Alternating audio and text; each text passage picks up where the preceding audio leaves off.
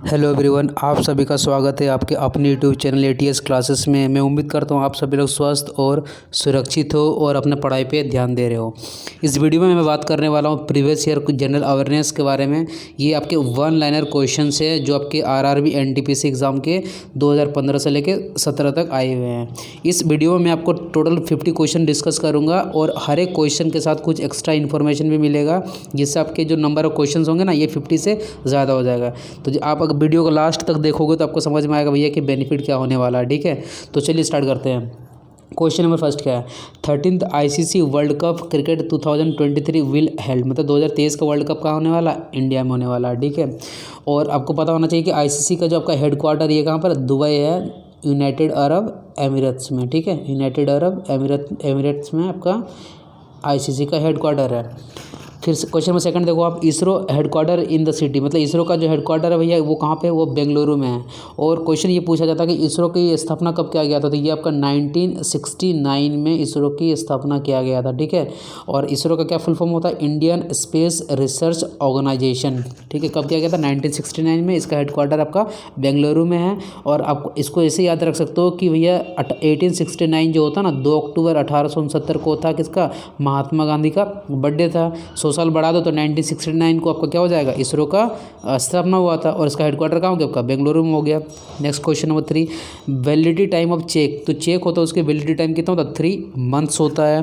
Question number 4, national science day is celebrated every year on. तो 28 फरवरी को हम लोग सीवी रमन के जो होते हैं, वो जो आपके साइंटिस्ट थे, उन्हीं के नाम पर हम लोग क्या सेलिब्रेट करते हैं? आपके नेशनल साइंस डे सेलिब्रेट करते हैं। ठीक है, क्वेश्चन नंबर 5 देखो, the first Indian bank was. जो फर्स्ट इंडियन बैंक था उसका नाम क्या था? बैंक ऑफ हिंदुस्तान था। ठीक है, और क्वेश्चन जैसे ये पूछा जाता है कि जो आरबीआई है, जिसको लोग रिजर्व बैंक ऑफ इंडिया बोलते हैं, तो ये रिजर्व बैंक ऑफ इंडिया को नेशनलाइज कब किया गया था? तो ये किया गया था आपका 1949 को किया गया था। ठीक है, चलिए आगे बढ़ते हैं। क्वेश्चन नंबर 6 देखो आप, the percentage of nitrogen in air by volume. ठीक है, मतलब परसेंटेज जो होता है एयर में, एयर का किसका? एयर में नाइट्रोजन का वो कितना होता है? वॉल्यूम के रेस्पेक्ट में बात करेगा तो वो 78% होता है। और क्वेश्चन क्या पूछा जाता है? ये आपका 78% तो नाइट्रोजन हो गया। ठीक है, उसके बाद अगर मैं ऑक्सीजन की बात करूँ तो ये होता है आपका 21%। उसके बाद थर्ड जो होता है आपका ये आर्गन होता है 0.8% होता है। और फिर CO2 की बात कर लूँ तो ये होता है 0.03%। तो ये चार आपका कंपोजिशन ऑफ एयर याद रखना है कि नाइट्रोजन होता है 78%, ऑक्सीजन होता है 21%। ठीक है, और उसके बाद आर्गन जो होता है वो होता है 0.8% और CO2 होता है 0.03%। नेक्स्ट क्वेश्चन देखो आप, क्वेश्चन नंबर 7 क्या है? The first modern Olympic were held in, मतलब फर्स्ट टाइम ओलंपिक कहाँ हुआ था? एथेंस में हुआ था। एथेंस जो कि कैपिटल आपका किसका? ग्रीस का है। और हम लोग ओलंपिक डे मनाते हैं किस कब? 23 जून को ओलंपिक डे मनाते हैं। ठीक है, अब इसको याद रखना। Question number 8, in November 1989 Tendulkar made his test debut against. तो भैया किसके अगेंस्ट में टेस्ट डेब्यू किया था? पाकिस्तान के अगेंस्ट में। ठीक है, क्वेश्चन नंबर 9 देखो आप, shortcut key to expand browsing screen in web browser, उसके लिए हम लोग F11 का यूज़ करते हैं। जो सिमला एग्रीमेंट है ये आपका इंडिया और पाकिस्तान के बीच साइन किया गया था। ये कब किया गया था? 1972 को।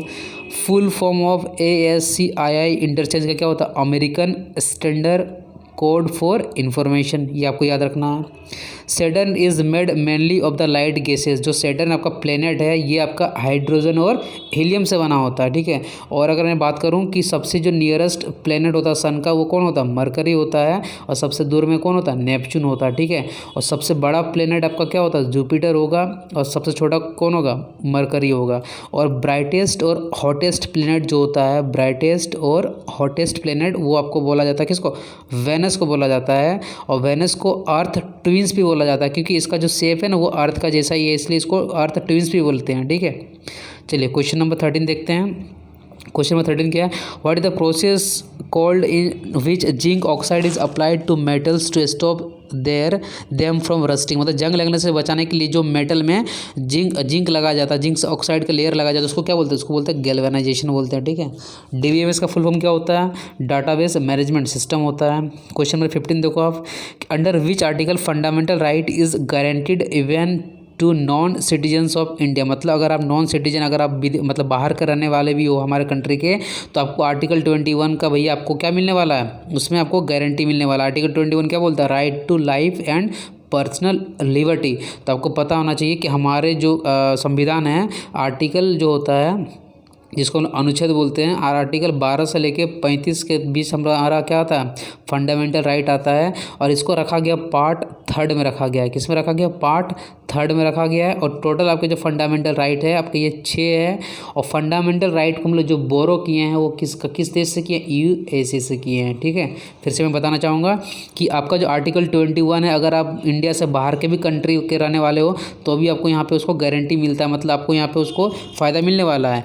और पार्ट 3 के अंदर आपका फंडामेंटल राइट को रखा गया है जो 12 से लेकर 35 आर्टिकल के बीच आता है। टोटल फंडामेंटल राइट आपका 6 होता है। और हम लोग जो फंडामेंटल राइट को जो बोरो किए वो आपका यूएसए से किए हैं। ठीक है, यूनाइटेड स्टेट ऑफ अमेरिका से किए हैं। नेक्स्ट क्वेश्चन देखते हैं, क्वेश्चन नंबर 16 देखो, the second round table conference was conducted in which month of 1931। 1931 को आपका सेकंड राउंड टेबल कॉन्फ्रेंस हुआ था, तो वो आपका मंथ था क्या, सितंबर। ठीक है, अब ये देखो, ये जो नोबेल प्राइज़ है ना, ये आपका 2015 का पूछा हुआ था। तो आप मुझे भैया कमेंट में बताना कि जो 2020 का जो आपका नोबेल प्राइज़ है, ठीक है, नोबेल प्राइज़ ये आपको लिटरेचर में किसको मिला है, तो ये आप बताओगे मुझे। उसका देखो question number 18, how many fundamental duties we have in our constitution. तो भैया टोटल फंडामेंटल ड्यूटीज़ आपके 11 है। और क्वेश्चन पूछा जाता है कि ये जो फंडामेंटल ड्यूटीज़ है ना, ये हमने किस कंट्री से बोरो किया है। ठीक है, तो ये हम लोगों ने रशिया से किया है। और फंडामेंटल ड्यूटीज़ जो हम लोग ऐड किए हैं वो हमारा जो संविधान है उसमें हमने अमेंडमेंट किया था। क्या किया था, अमेंडमेंट मतलब होता है भैया संशोधन। तो ये अमेंडमेंट 44 के तहत ही हम लोगों ने फंडामेंटल ड्यूटीज़ को ऐड किया था। ठीक है, और कहाँ से बोरो किया हम लोग, किस कंट्री से, रसिया से किए हैं। क्वेश्चन नंबर आपका 19 देखो, leucoderma is skin disease characterize by. तो भैया ये क्या करता है, ये वाइट स्पॉट और पेचेस मतलब जो धब्बा होता है इसका वो दिखाता है। ठीक है, इसके लक्षण होते हैं। कॉन्फ्यूशियस अवार्ड, ये भी हमको नहीं पढ़ना, ये कि करंट अफेयर्स आपका 15 का है। ठीक है, 21 देखो, फुल फॉर्म ऑफ UNFCCC, मतलब भैया ये क्या होता है, United nation framework convention on climate change. मतलब हमारे जो जलवायु मतलब जो हमारे परिवर्तन होता है, क्लाइमेट मतलब क्या होता है, जलवायु, तो उसी के तहत भैया ये आपका एक ऑर्गेनाइजेशन बना हुआ है कि इसका यूनाइटेड नेशन का बना हुआ है। ये एक वर्ल्ड की संस्था है जो हर एक कंट्री पे भैया रूल रेगुलेशन बना के ये फॉलो करती है। और हम लोग 24 अक्टूबर को मनाते हैं कि यूनाइटेड नेशन डे बनाते हैं। और ये जो आपका United nation framework convention on climate change है, इसी के अंदर एक आता आपका प्रोटोकॉल आता है जिसको हम लोग बोलते हैं क्या, काइटो प्रोटोकॉल बोलते हैं।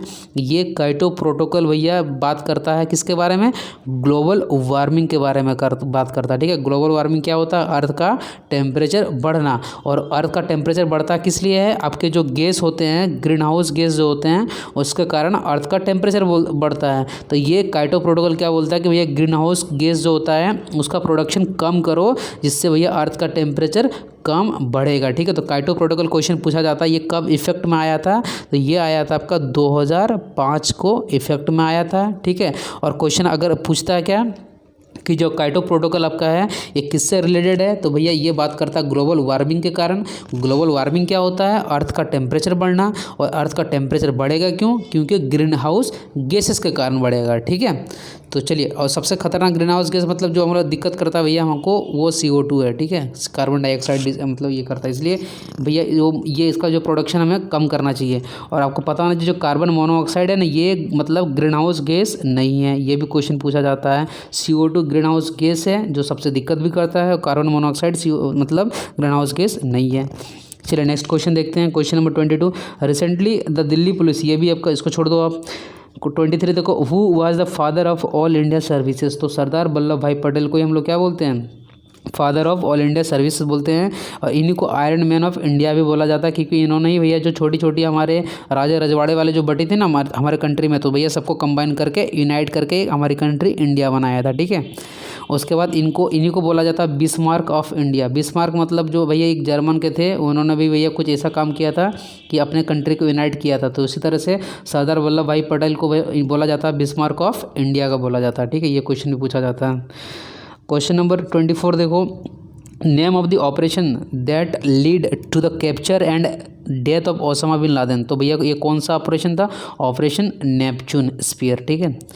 ये अभी छोड़ दो। ये क्वेश्चन नंबर आपका 25 है। इसको देखो, इन सितंबर 1915 the home rule movement in India is started by, ये आपका एनी बेसेंट के द्वारा आपका स्टार्ट किया गया था। और एनी बेसेंट जो थी ना, ये फर्स्ट महिला थी जो आपका प्रेसिडेंट बनी थी किसका? इंडियन नेशनल कांग्रेस का फर्स्ट महिला।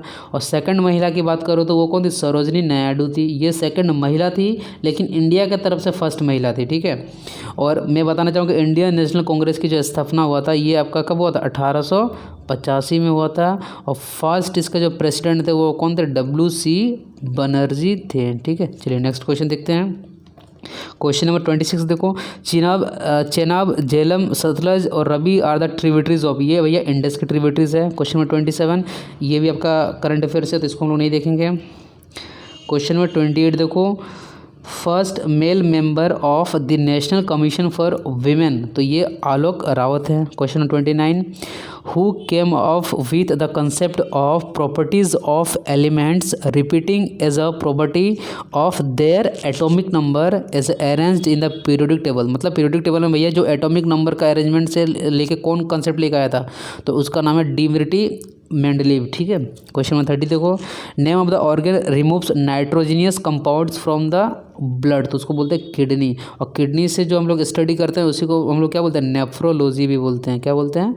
नेफ्रोलॉजी। जिस तरह से आपका जो हार्ट होता है उसको कार्डियोलॉजी बोलते हैं, तो किडनी से स्टडी करने वाले रिलेटेड को क्या बोलते हैं? नेफ्रोलॉजी बोलते हैं। अब देखो, इसरोज रॉकेट लॉन्च पैड कहाँ पर है? श्रीहरिकोटा में है, ठीक है। ये आंध्र प्रदेश में है। INS विक्रांत वाज डीकमीशनड इन, इसको डीकमीशन किया गया था कब? 1997 में। डीकमीशन मतलब क्या कि भैया काम से हटाया गया था। INS विक्रांत क्या होता है? जो एयरक्राफ्ट होता है ना, एयरक्राफ्ट कैरियर होता है, ये भैया अपने ऊपर लेके जाता है, ठीक है, समुद्र में। तो इसको डीकमीशन किया गया था कब? 1997 में। क्वेश्चन 33 देखो, scientific study of soils and their weatherings profile, मतलब जब हम लोग सॉइल वगैरह को जो स्टडी करते हैं उसको हम लोग क्या बोलते हैं? पेडोलॉजी बोलते हैं, ठीक है। क्वेश्चन नंबर 34 देखो आप, क्वेश्चन नंबर 34 क्या बोलता है? Aryabhata the first satellite build by India was launched on April 19 in the year, तो भैया इसको 1975 में भैया फर्स्ट सैटेलाइट आर्यभट्ट को लॉन्च किया गया था। और फर्स्ट मिसाइल की अगर मैं बात करूं तो आपको पता होगा ये भैया था कौन? पृथ्वी था। फर्स्ट मिसाइल आपकी पृथ्वी है। और फर्स्ट आपकी सैटेलाइट कौन है? आर्यभट्ट, जिसको 1975 में लॉन्च किया गया था, ठीक है। तो क्वेश्चन नंबर नेक्स्ट देखो 35 क्या? वाइल रेनिंग और type of smell comes known as ozone, मतलब जब वर्षा होती है तो भैया एक तरह का सुगंध आता है जिसको क्या बोलते हैं? ओजन बोलते हैं। जिसका फॉर्मूला क्या होता है? O3 होता है। ये जो ओजन होता है ना, ये हमारा जो एटमॉस्फेयर का जो सेकंड लेयर है जिसको हम लोग क्या बोलते हैं? स्ट्रेटोस्फीयर बोलते हैं। क्या बोलते हैं? स्ट्रेटोस्फीयर बोलते हैं। ये वहाँ पे पाया जाता है। और ओजन हमें क्या करता है ना, जो अल्ट्रा वायलेट रे आती है, UV रे जिसको हम लोग बोलते हैं, कहाँ से? सन से, उससे हमें बचाती है। क्योंकि अगर अल्ट्रा वायलेट रेज अगर हमारे अर्थ में आएगी तो भैया स्किन कैंसर वगैरह की जो प्रॉब्लम है वो क्रिएट हो जाएगी। तो ये हमें किससे बचाती है?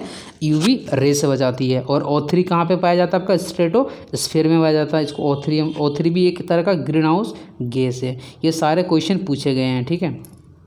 चलिए नेक्स्ट क्वेश्चन देखते हैं। क्वेश्चन नंबर आपका 36 है, चेयरमैन ऑफ ह्यूमन राइट्स। तो देखो ये क्वेश्चन भी आपका उस टाइम का करंट अफेयर्स का है, तो अभी आप चेक करना कि भैया अभी chairman of human rights commission कौन है। नेक्स्ट क्वेश्चन नंबर 37 देखो, what are number of balls in snooker, जो गेम होता है उसमें कितने बॉल्स होते हैं? 22 होता है, ठीक है। क्वेश्चन नंबर 38 देखो, the fastest recorded century in test cricket terms of ball faced is held by, तो भैया ये ब्रेडन मैकुलम जो भैया न्यूजीलैंड के प्लेयर हैं। अब देखो 39 का क्वेश्चन क्या है? President of south Asian wrestling federation, ये भी आपका करंट अफेयर का क्वेश्चन है, ठीक है, इसको भी छोड़ दो। क्वेश्चन नंबर 40 देखो, Delhi is made capital in which year, भैया इसको कैपिटल बनाया गया था क्या? 1911 को बनाया गया था, ठीक है, ब्रिटिश के द्वारा। क्वेश्चन 41 देखो, वर्ल्ड वन्य प्राणी डे कब मनाते हैं हम लोग? 6 अक्टूबर को मनाते हैं। और अगर पूछा जाएगा वर्ल्ड एनवायरनमेंट डे कब मनाते हैं, तो ये हम लोग 5 जून को मनाते हैं, वर्ल्ड एनवायरनमेंट डे मनाते हैं, ठीक है। क्वेश्चन नंबर 42 देखो, पाकिस्तानी क्रिकेट अंपायर, ये भी आपका 5 ईयर के लिए जो बैन किया गया था, चलो ठीक है, ये आपका करंट अफेयर्स में नहीं आएगा, तो ये असद रऊफ है जिसको 5 ईयर के लिए बैन किया गया था, ठीक है। क्वेश्चन नंबर 43 देख लो आप, 43 क्या बोल रहा है, the national animal domesticated by neolithic people, भैया तो उसके लिए कौन था, डॉग था। 44 का देखो NSA का फुल फॉर्म क्या होता है, नेशनल सिक्योरिटी एजेंसी होता है।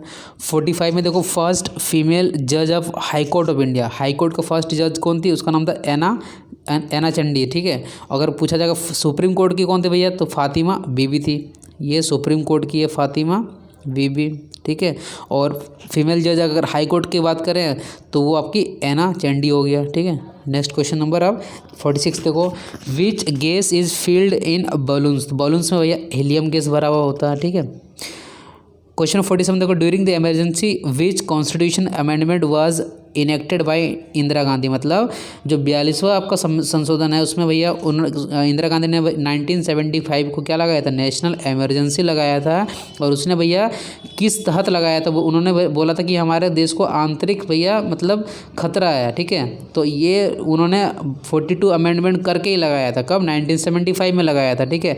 और 42 अमेंडमेंट जो होता है संशोधन इतना ज़्यादा हमारे संविधान में किया गया था, तो इसीलिए ये क्वेश्चन भी आता है कि 42 अमेंडमेंट को हम लोग बोलते हैं मिनी कॉन्स्टिट्यूशन ऑफ इंडिया, इसको याद रखना आपको, ठीक है। मिनी कॉन्स्टिट्यूशन ऑफ अमेंडमेंट मतलब किसको बोलते हैं, तो वो 42 अमेंडमेंट होता है, ठीक है। इसी को सुधार करके भैया 1975 में जो है इंदिरा गांधी ने क्या लगाया था, नेशनल इमरजेंसी। फिर क्वेश्चन आता है कि हमारे कंट्री में टोटल कितने बार नेशनल इमरजेंसी लगा, तो ये लगा आपका 3 बार लगा। कब कब लगा आपको पता होना चाहिए, 1961 में जब वार हुआ था किसके साथ, आपका चाइना के साथ वार हुआ था तब लगा था, ठीक है। 1962 होगा, ठीक है, देख लीजिएगा आप, यही है डेट। फिर आपका 1971 में बांग्लादेश के साथ जब हम लोगों ने भैया मतलब पाकिस्तान के साथ लड़ाई करके हम लोगों ने ईस्ट पाकिस्तान को अलग करके नया कंट्री बांग्लादेश बनाया था, तब हुआ था। और इंदिरा गांधी के द्वारा 1975 को लगाया गया था, ठीक है। तो ये आपके 3 बार नेशनल इमरजेंसी लगी हुई है हमारी कंट्री में। और पूछा जाता है कि हमारे कंट्री में भैया जो नेशनल इमरजेंसी लगती है वो किस आर्टिकल के तहत लगती है, ठीक है। तो हमारे कंट्री में 3 तरह के नेशनल इमरजेंसी लगाए जाते हैं। एक आपका 352 ये आपका नेशनल इमरजेंसी होता है, ठीक है, ये आपका 300 आर्टिकल 352 के अंदर आता है। फिर आपका आता है 356, ये आपका जो गवर्नर मतलब प्रेसिडेंट जो रूल होते हैं किसी भी स्टेट में, तो उसके लगता है किसमें, 356 में लगता है। और जो आपका वित्तीय आपातकालीन बोलते हैं जिसको हम लोग बोलते हैं आर्टिकल 360, ये आपका लगा था फाइनेंशियल इमरजेंसी, ठीक है, फाइनेंशियल इमरजेंसी। तो ये आपका नेशनल इमरजेंसी 352, प्रेसिडेंट किस रूल जो लगता है वो 356 से लगता है। और 360 आपको जिसको हम लोग बोलते हैं फाइनेंशियल इमरजेंसी बोलते हैं, ठीक है। ये इसमें सब में आप 4 ऐड कर दो तो आपको मिल जाएगा। और टोटल कितना बार लगा आपका, 3 बार लगा है। एक बार फर्स्ट टाइम कब लगा था, 1962 चाइना के साथ लगा था। फिर आपका 1971 में लगा था आपका जब पाकिस्तान के साथ अलग ये युद्ध होके हम लोगों ने बांग्लादेश क्रिएट किया था। और 1975 इंदिरा गांधी के द्वारा लगाया गया था, ठीक है। नेक्स्ट क्वेश्चन देखते हैं, who holds the record for the fastest test 100, तो ये तो भैया ब्रेडन मैकुलम के द्वारा किया गया था। अब देखो क्वेश्चन पूछा गया है कि भैया जो प्रेसिडेंट रूल हम लोग किस आर्टिकल के तहत लगाता, तो अभी मैंने आपको बताया था क्या 356(1), ठीक है। अब क्वेश्चन नंबर 50 देख लो आप, जीवन रक्षा पदक हैज़ हाउ मैनी कैटेगरीज, तो भैया ये 3 कैटेगरीज है। कौन कौन से, सर्वोत्तम जीवन रक्षक पदक, उत्तम जीवन रक्षक पदक एंड जीवन रक्षक पदक, ठीक है। ये आपके 50 questions previous year 1 liner question NTPC के है, ठीक है। अगर अच्छा लगेगा तो मैं ये सीरीज़ कंटिन्यू करूँगा और टोटल 1000 क्वेश्चन जो आपके एनटीपीसी प्रीवियस ईयर के आए होंगे वो मैं डिस्कस करूँगा, ठीक है। अगर आपको वीडियो अच्छा लगा होगा तो भैया लाइक कर दे, जिससे मुझे भी वीडियो बनाने का मोटिवेशन मिलते रहेगा, ठीक है। और अगर आप चैनल पर नए हो तो चैनल को सब्सक्राइब कर ले, ताकि जब मैं वीडियो अपलोड करूँ तो आपको टाइम पे अपडेट मिलते रहें, ठीक है। तो मिलते हैं फिर नेक्स्ट वीडियो में। So guys, thanks for watching this video.